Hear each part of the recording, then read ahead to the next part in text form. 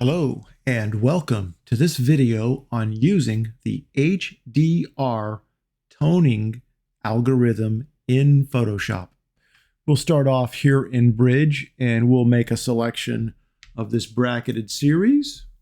We'll take it on into Camera Raw. And once again, we'll select everything. Control A on the keyboard, Command A on the keyboard to make a selection of all of these. And then again, hover over any one of them. Click on the three dots and merge to HDR. Typically, I like to apply auto settings. I leave align images off in case we want to bring in another source image down here later on, layer it over. So we'll leave that off, anti-ghosting off because everything was very still. We'll click on merge and save. This is our new DNG file. It's the combined, it's the HDR version of it. One of the things that we can exaggerate with what we're going to do is chromatic aberration. Let's go in really, really tight. Let's go to 400%. Let's take a look at this out here, this green band here. So we're going to go ahead into optics and remove it. We'll see that disappear. Fit back onto screen here. Probably the last thing I want to do is, before we get started in Photoshop, is to go ahead and take a look at the white balance. I feel like it's off just a little bit. I believe my settings were daylight when I shot this, but it doesn't look quite right. I'm just going to go ahead. Let's try auto. And to me, that looks better. So we'll go ahead and say done, or pardon me, we're going to say open and take this into Photoshop. Now that we're in Photoshop, we're going to make a copy of this layer and put it on the computer's clipboard. There are keyboard shortcuts, but in case you're kind of new, we're going to go through it slowly. So it's going to be select all, edit, copy, and then select, deselect to get rid of those marching ants. And this algorithm's really easy to run. You simply click on Image, run down here to Adjustments, then down to HDR Toning. Click on HDR Toning, and we're going to get this little dialog box that pops up with all the settings pre-done. And I leave all of the settings pre-done except one.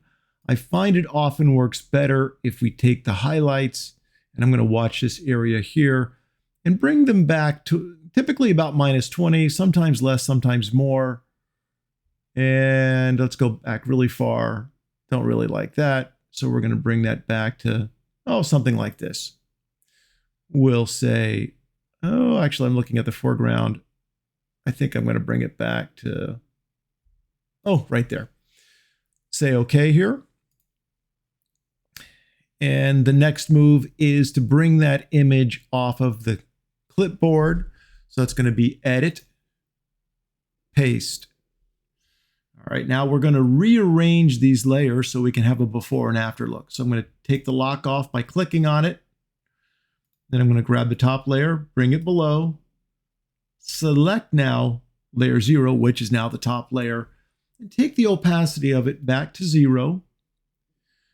And while I'm looking at the image, I've still got my finger on the mouse button, holding it down. So I'm going to look at the image here, and I'm going to move the mouse to the right until I get a blend that starts to show the things I want it to show. Okay, that's opened up the shadows nicely. Lots of detail starting and structure starting to show up. So I like that.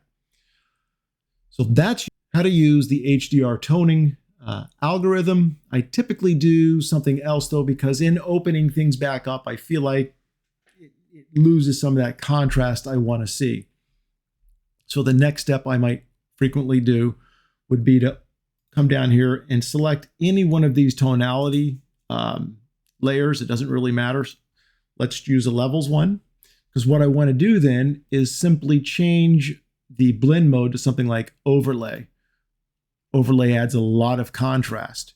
So here, I'll go ahead and back that contrast off and then move it in until I like the amount of contrast I'm seeing. If I want to see the before and after, I can hold the Alt key down, click on the bottom eyeball here. It'll toggle all of the other layers above off, so I can see a before and after. And as I do this, I kind of like what's going on down here, but up in the sky and along the mountains, I'm not exactly happy. So I will select both of these layers. I'll put them into a group, and I'll add a mask to the group.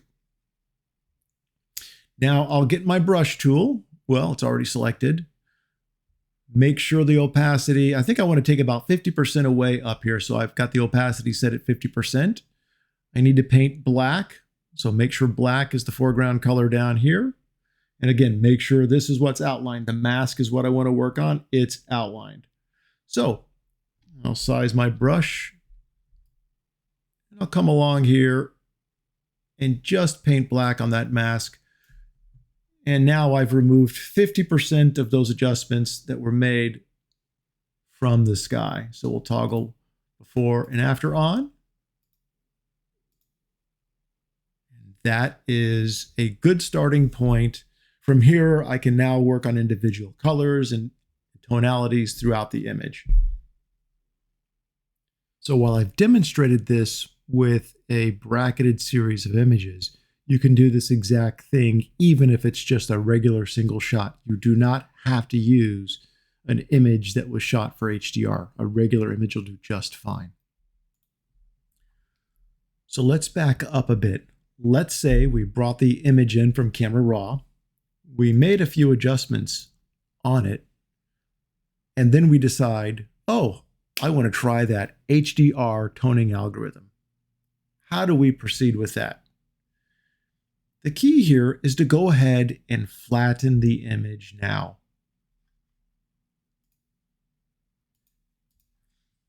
When we run the HDR toning algorithm on a file that has not been flattened, it will flatten the image. So if we do it first, like we've just done, then when we make a selection of this image, select all, and then copy it, we're saving work that we've already done.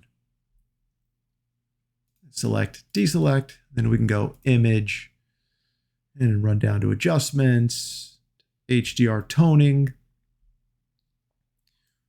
Pull the dialog box to the side so we can see the image here. Run the highlights back.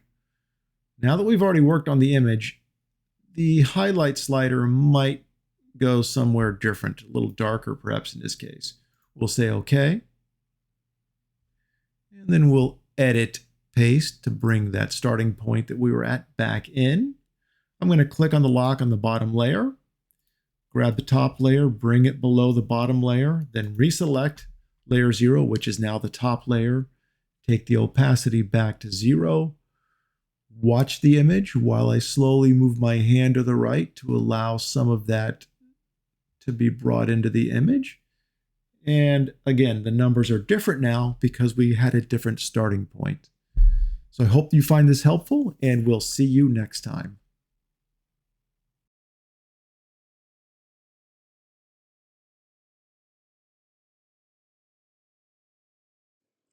Ooh, that was interesting.